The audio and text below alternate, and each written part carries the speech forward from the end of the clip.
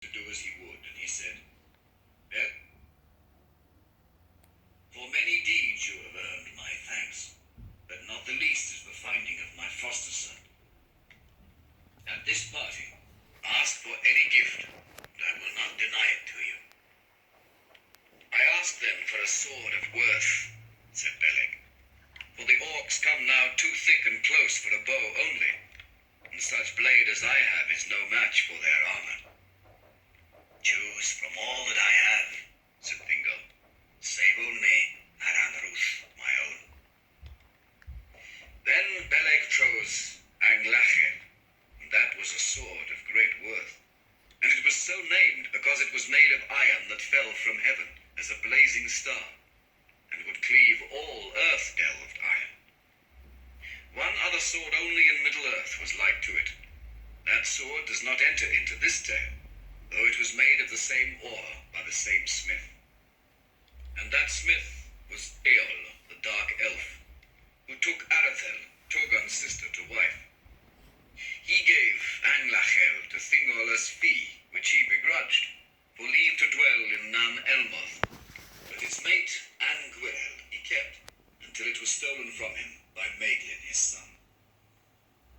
But as Thingol turned the hilt of Anglachel towards Beleg, Melian looked at the blade, and she said, "There is malice in this sword. The dark heart of the smith still dwells in it. It will not love the hand it serves, neither will it abide with you long. Nonetheless, I will wield it while I may," said Beleg. "Another gift I will give to you, Cuthalion," said Melian. "That shall be your help in the wild, and the help also of those whom you choose." And she gave him store of lembas, the waybread of the elves, wrapped in leaves of silver, and the threads that bound it were sealed at the knots with the seal of the queen, a wafer of white wax, shaped as a single flower of Telperion. For according to the customs of the Elderlia, the keeping and giving of lembas belonged to the queen alone. In nothing did Melian show greater favor to Turin than in this gift, for the Eldar had never before allowed men to use this waybread, and seldom did so again. Then Beleg departed with these gifts from Menegroth, and went back to the North Marches, where he had his lodges and many friends. Then in Dimbar the orcs were driven back, and Anglachel rejoiced to be unsheathed. But when the winter came, and war was stilled, suddenly his companions missed Beleg, and he returned to them no more. Now when Beleg parted from the outlaws and returned into Doriath, Turin led them away westward out of Sirion's vale, for they grew weary of their life without rest, ever watchful and in fear of pursuit, and they sought for a safer lair. And it chanced at a time of evening that they came upon 3 dwarves who fled before them. But one that lagged behind was seized and thrown down, and a man of the company took his bow and let fly an arrow at the others as they vanished in the dust. Now the dwarf that they had taken was named Mime, and he pleaded for his life before Turin, and offered as ransom to lead them to his hidden halls, which none might find without his aid. Then Turin pitied Mime, and spared him, and he said, "Where is your house?" Then Mime answered, "High above the lands lies the house of Mime upon the great hill. Amon Ruth is that hill called now, since the elves changed all the names." Then Turin was silent, and he looked long upon the dwarf, and at last he said, "You shall bring us to that place." On the next day they set out thither, following Mime to Amon Ruth. Now that hill stood upon the edge of the moorlands that rose between the vales of Sirion and Narok, and high above the stony heath it reared its crown. But its steep grey head was bare, save for the red Seragon that mantled the stone. And as the men of Turin's band drew near, the sun westering broke through the clouds and fell upon the crown, and the Seragon was all in flower. Then one among them said, "There is blood on the hilltop." But Mime led them by secret paths up the steep slopes of Amon Ruth. And at the mouth of his cave he bowed to Turin, saying, "Enter into Bar-en-Danweth, the house of ransom, so it shall be called." And now there came another dwarf bearing light to greet him, and they spoke together and passed swiftly down into the darkness of the cave. But Hurin followed after, and came at length to a chamber far within, lit by dim lamps hanging upon chains. There he found Mime, kneeling at a stone couch beside the wall, and he tore his beard and wailed, crying one name unceasingly. And on the couch there lay a third, but Hurin, entering, stood beside Mime, and offered him aid. Then Mime looked up at him and said, "You can give no aid, for this is Hurin, my son, and he is dead, pierced by an arrow. He died at sunset. Ibun, my son, has told me." Then pity rose in Hurin's heart, and he said to Mime, "Alas, I would recall that shaft if I could. Now, Bar-en-Danweth, this house shall be called in truth. And if ever I come to any wealth, I will pay you a ransom of gold for your son in token of sorrow, though it gladden your heart no more." Then Mime rose and looked long at Hurin. "I hear you," he said. "You speak like a dwarf lord of old, and at that I marvel. Now my heart is cooled, though it is not glad, and in this house you may dwell if you will, for I will pay my ransom." So began the abiding of Hurin in the hidden house of Mime upon Ruth. And he walked on the greensward before the mouth of the cave, and looked out east and west and north. Northward he looked, and descried the forest of Brethil climbing green about Ober in its midst. And thither his eyes were drawn ever and again, he knew not why. For his heart was set rather to the northwest, where league upon league away, on the skirts of the sky, it seemed to him that he could glimpse the mountains of shadow, the walls of his home. But at evening, Hurin looked west into the sunset, as the sun rode down red into the hazes above the distant coasts, and the vale of Narog lay deep in the shadows between. In the time that followed, Hurin spoke much with Mime, and sitting with him alone, he listened to his lore and the tale of his life. For Mime came of dwarves that were banished in ancient days from the great dwarf cities of the east, and long before the return of Morgoth, they wandered westward into Beleriand. But they became diminished in stature and in smithcraft, and they took to lives of stealth, walking with bowed shoulders and furtive steps. Before the dwarves of Nogrod and Belagost came west over the mountains, the elves of Beleriand knew not what these others were, and they hunted them and slew them. But afterwards they let them alone, and they were called Noigith Nibin, the petty dwarves in the Sindarin tongue.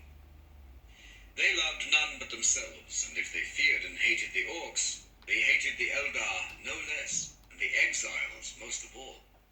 For the Noldor, they said, had stolen their lands and their homes. Long ere King Finrod Felagund came over the sea, the caves of Nargothrond were discovered by them, and by them its delving was begun. And beneath the crown of Ruth, the bald hill, the slow hands of the petty dwarves had bored and deepened the caves through the long years that they dwelt there, untroubled by the grey elves of the woods. But now at last they had dwindled and died out of Middle-earth, all save Mime and his two sons. And Mime was old even in the reckoning of dwarves, old and forgotten. And in his halls the smithies were idle, and the axes rusted, and their name was remembered only in ancient tales of Doriath and Nargothrond. But when the year drew on to midwinter, snow came down from the north heavier than they had known it in the river vales, and Ruth was covered deep. And they said that the winters worsened in Beleriand as the power of Angband grew. Then only the hardiest dared stir abroad, and some fell sick, and all were pinched with hunger. But in the dim dusk of a winter's day, there appeared suddenly among them a man, as it seemed, of great bulk and girth, cloaked and hooded in white, and he walked up to the fire without a word. And when men sprang up in fear, he laughed and threw back his hood, and beneath his wide cloak he bore a great pack, and in the light of the fire Turin looked again on the face of Beleg Huthalion. Thus Beleg returned once more to Turin, and their meeting was glad. And with him he brought out of Dimbar the dragon helm of Dorloman, thinking that it might lift Turin's thought again about his life in the wilderness as the leader of a petty company. But still, Turin would not return to Doriath, and Beleg, yielding to his love against his wisdom, remained with him and did not depart, and in that time he laboured much for the good of Turin's company. Those that were hurt or sick he tended, and gave to them the lembas of Melia, and they were quickly healed, for though the grey elves were less in skill and knowledge than the exiles from Valinor, in the ways of the life of Middle-earth they had a wisdom beyond the reach of men. And because Beleg was strong and enduring, far-sighted in mind as in eye, he came to be held in honour among the outlaws. But the hatred of Mim for the elf that had come into Barren-Danweth grew ever greater, and he sat with Ibun his son in the deepest shadows of his house, speaking to none. But Turin paid now little heed to the dwarf, and when winter passed and spring came, they had sterner work to do. Who knows now the counsels of Morgoth? Who can measure the reach of his thought, who had been Melkor, mighty among the Ainur of the great song, and sat now, a dark lord upon a dark throne in the north, weighing in his malice all the tidings that came to him, and perceiving more of the deeds and purposes of his enemies than even the wisest of them feared, save only Melian the queen. To her often the thought of Morgoth reached out, and there was foiled. And now again the might of Angband was moved, and as the long fingers of a groping hand, the forerunners of his armies probed the ways into Beleriand. Through Anach they came, and Dimbar was taken, and all the north marches of Doriath. Down the ancient road they came, that led through the long defile of Sirion, past the isle where Minas Tirith of Finrod had stood, and so through the land between Malduin and Sirion, and on through the eaves of Brethil to the crossings of Teglin. Thence the road went on into the guarded plain, but the orcs did not go far upon it as yet, for there dwelt now in the wild a terror that was hidden, and upon the red hill were watchful eyes of which they had not been warned. For Turin put on again the helm of Hador, and far and wide in Beleriand the whisper went under wood and over stream and through the passes of the hills, saying that the helm and bow that had fallen in Dimbar had arisen again beyond hope. Then many who went leaderless, dispossessed but undaunted, took heart again, and came to seek the two captains. Dor Cuarthol, the land of bow and helm, was in that time named all the region between Teglin and the west march of Doriath.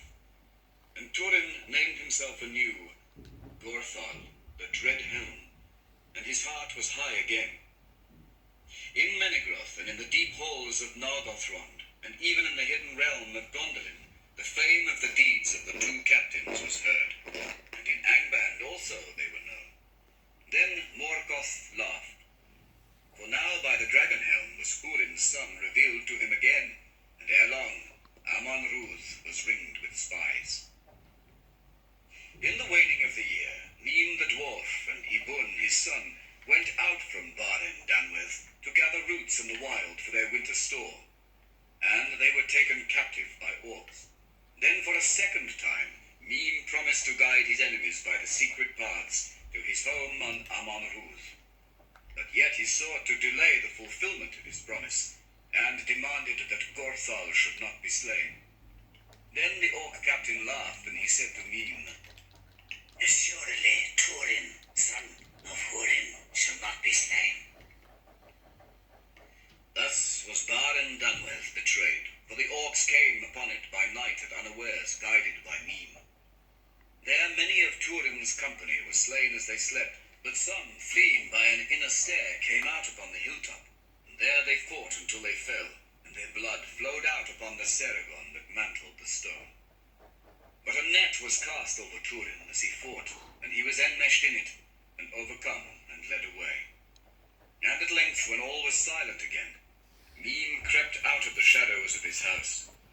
and as the sun rose over the mists of Sirion, he stood beside the dead men on the hilltop. But he perceived that not all those that lay there were dead.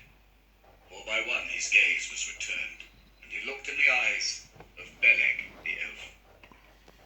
Then with hatred long stored, Mim stepped up to Beleg, and drew forth the sword Anglachel that lay beneath the body of one that had fallen beside him. But Beleg, stumbling up, seized back the sword, and thrust it at the dwarf, and Mim in terror fled wailing from the hilltop. And Beleg cried after him, "The vengeance of the house of Hador will find you yet." Now Beleg was sorely wounded, but he was mighty among the elves of Middle-earth, and he was, moreover, a master of healing. Therefore he did not die, and slowly his strength returned, and he sought in vain among the dead for Hurin to bury him. But he found him not. And then he knew that Hurin's son was yet alive, and taken to Angband. With little hope, Beleg departed from Amon-Ruth, and set out northward towards the crossings of Teglium, following in the track of the orcs. And he crossed over the Brithiach, and journeyed through Dimbar towards the pass of Anach. And now he was not far behind them, for he went without sleeping, whereas they had tarried on their road, hunting in the lands and fearing no pursuit as they came northward. And not even in the dreadful woods of Tower Nufuin did he swerve from the trail, for the skill of Beleg was greater than any that have been in Middle-earth. But as he passed by night through that evil land, he came upon one lying asleep at the foot of a great dead tree. And Beleg, staying his steps beside the sleeper, saw that it was an elf. Then he spoke to him, and gave him lembas, and asked him what fate had brought him to that terrible place. And he named himself Gwyndor, son of Gwilym. Grieving, Beleg looked upon him. For Gwyndor was now but a bent and fearful shadow of his former shape and mood, when in the Nearnaeth Arnoediad that lord of Nargothrond rode with rash courage to the very doors of Angband, and there was taken. For few of the Noldor whom Morgoth captured were put to death, because of their skill in forging and in mining for metals and gems. And Gwyndor was not slain, but put to labor in the mines of the north. By secret tunnels known only to themselves, the mining elves might sometimes escape. And thus it came to pass that Beleg found him, spent and bewildered, in the mazes of Tower Nufuin. And Gwyndor told him that as he lay and lurked among the trees, he saw a great company of orcs passing northwards, and wolves went with them. And among them was a man, whose hands were chained, and they drove him onward with whips. Very tall he was, said Gwyndor, as tall as are the men from the misty hills of Hithlum. Then Beleg told him of his own errand in Tower Nufuin, and Gwyndor sought to dissuade him from his quest, saying that he would but join Hurin in the anguish that awaited him. But Beleg would not abandon Hurin, and despairing himself, he aroused hope again in Gwyndor's heart. And together they went on, following the orcs until they came out of the forest on the high slopes that ran down to the barren dunes of Anfalgni.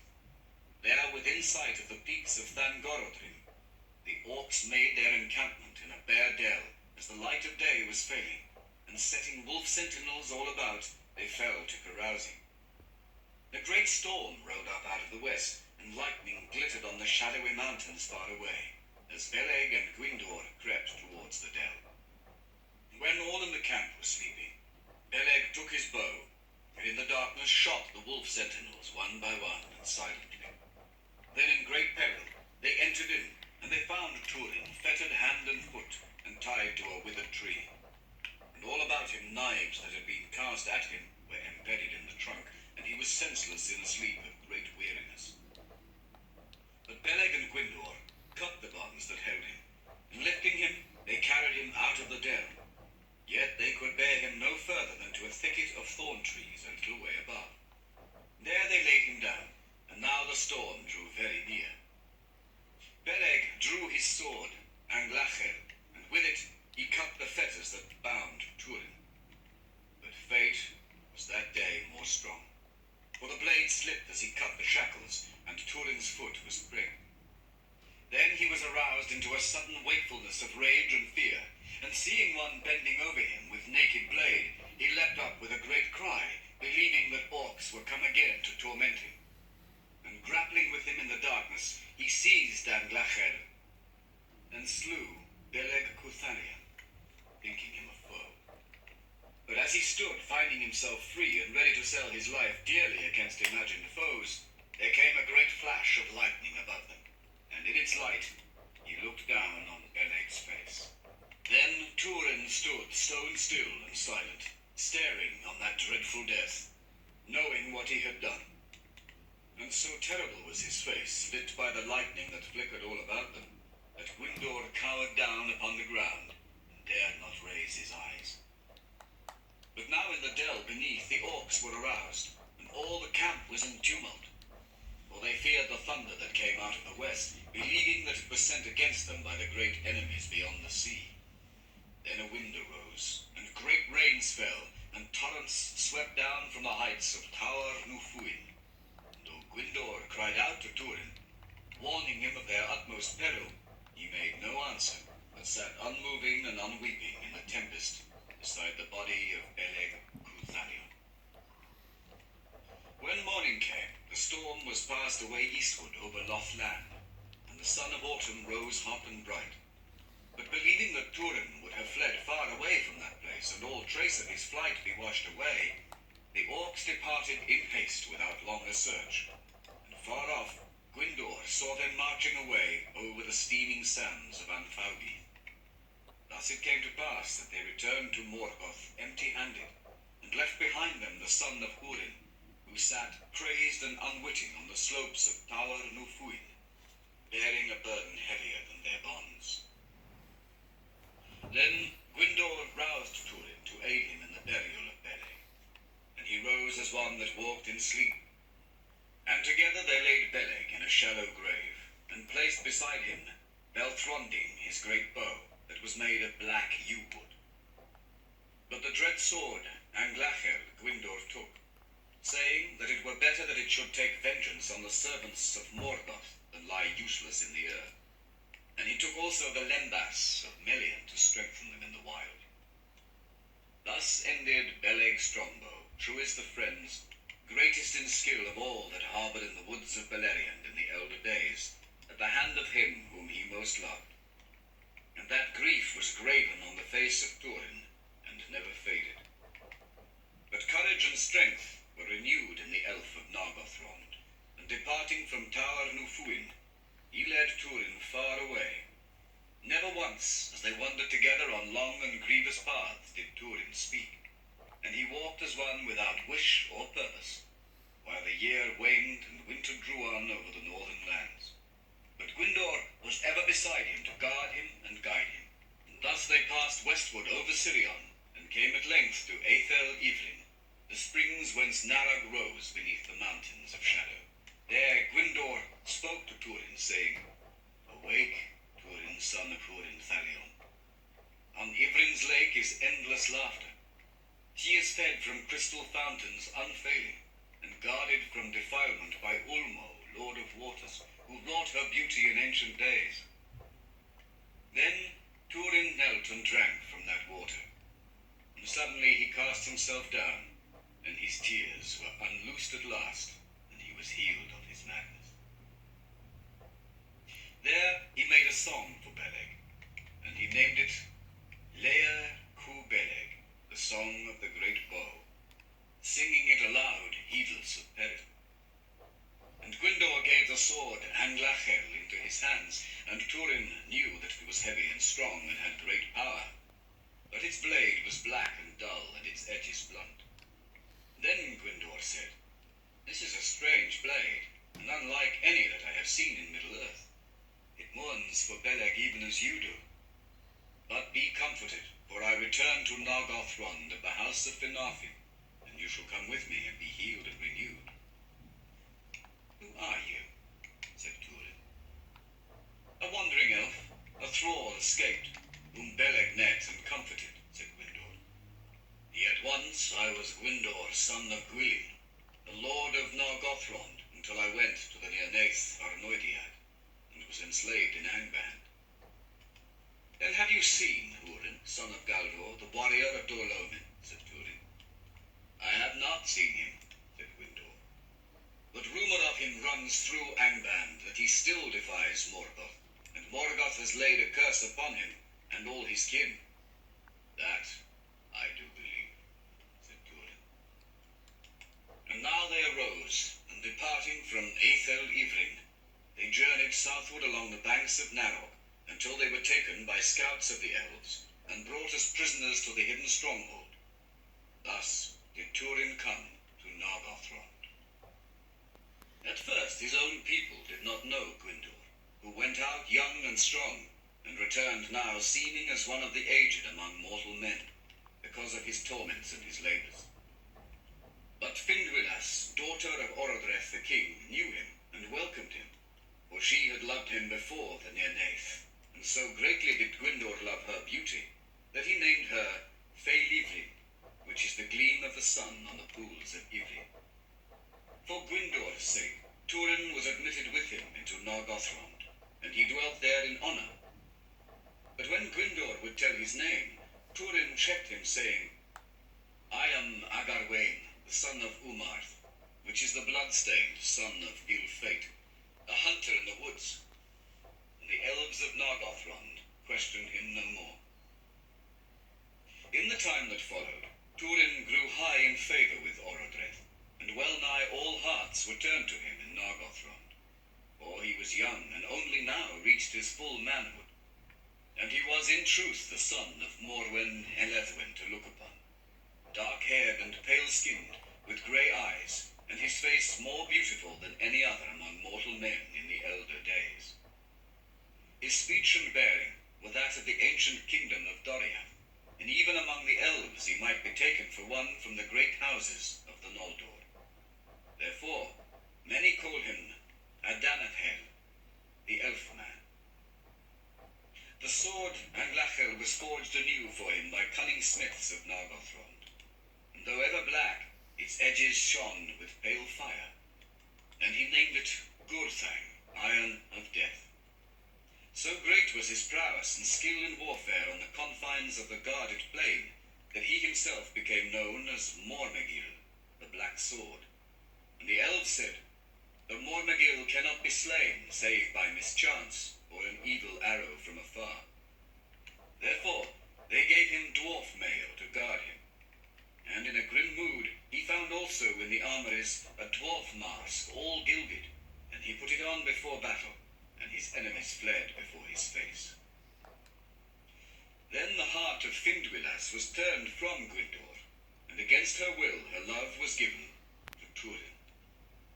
But Turin did not perceive what had befallen, and being torn in heart, Findwylas became sorrowful, and she grew wan and silent. But Gwyndor sat in dark thought, and on a time he spoke to Findwylas, saying, Daughter of the house of Finarfin, let no grief lie between us. For though Morgoth has laid my life in ruin, you still I love. Go whither love leads you, yet beware. It is not fitting that the elder children of Iluvatar should wed with the younger, nor is it wise, for they are brief and soon pass, to leave us in widowhood while the world lasts.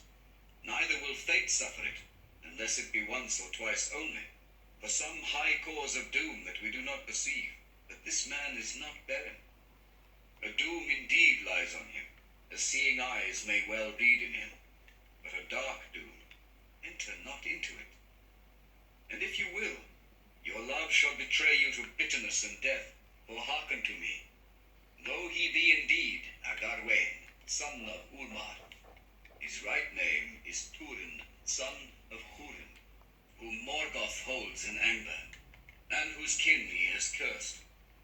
Doubt not the power of Morgoth Baugir. Is it not written in me? Then Findwylas sat long in thought, but at the last she said only, Turin, son of Hurin, loves me not, nor will.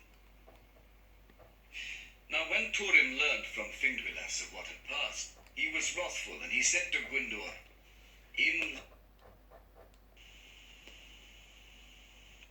you to bitterness and death, for hearken to me.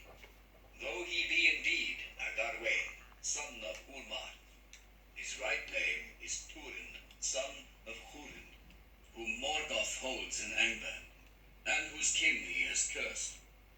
Doubt not the power of Morgoth Baugir. Is it not written in thee? Then Finduilas sat long in thought, but at the last she said only, Turin, son of Hurin, loves me not, nor will. Now when Turin learnt from Finduilas of what had passed, he was wrathful, and he said to Gwyndor, In love I hold you for rescue and safekeeping, but now you have done ill to me, friend, to betray my right name and call my doom upon me, from which I would lie hid. But Gwyndor answered, The doom lies in yourself, not in your name. When it became known to Orodreth that the Mormegil was in truth the son of Hurin Thalion, he gave him great honor, and Turin became mighty among the people of Nargothrond. But he had no liking for their manner of warfare, of ambush and stealth and secret arrow, and he yearned for brave strokes and battle in the open, and his counsels weighed with the king ever the longer the more. In those days the elves of Nargothrond forsook their secrecy, and went openly to battle, and great store of weapons were made. And by the counsel of Turin, the Noldor built a mighty bridge over the Narog, from the doors of Felagund, for the swifter passage of their arms. Then the servants of Angband were driven out of all the land between Narog and Sirion eastward, and westward to the Nemi, and the desolate Falas. And though Gwyndor spoke ever against Turin in the council of the king, holding it an ill policy, he fell into dishonor, and none heeded him, for his strength was small, and he was no longer forward in arms. Thus, Nargothrond was revealed to the wrath and hatred of Morgoth. But still at Durin's prayer, his true name was not spoken, and though the fame of his deeds came into Doriath and to the ears of Thingol, rumor spoke only of the black sword of Nargothrond. In that time of respite and hope, when, because of the deeds of the Mormegil, the power of Morgoth was stemmed west of Sirion, Morwen fled at last from Dor Lomin with Nienor her daughter, and adventured the long journey to Thingol's halls. There new grief awaited her, for she found Turin gone, and to Doriath there had come no tidings since the dragon helm had vanished from the lands west of Sirion. But Morwen remained in Doriath with Nienor as guests of Thingol and Melian, and were treated with honor. Now it came to pass, when 495 years had passed since the rising of the moon, in the spring of the year, there came to Nargothrond 2 elves named Gelmir and Arvina,